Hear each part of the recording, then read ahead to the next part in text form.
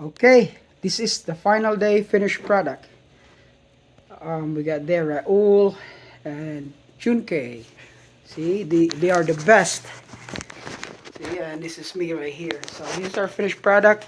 If you follow us, you would see, if you go back on my last video, you see how it looked like before, and this is the after.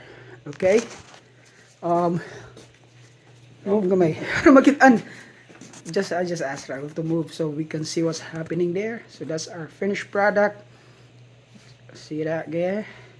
We worked dang hard for this thing, but you know what? We're proud of it. We do this every single install.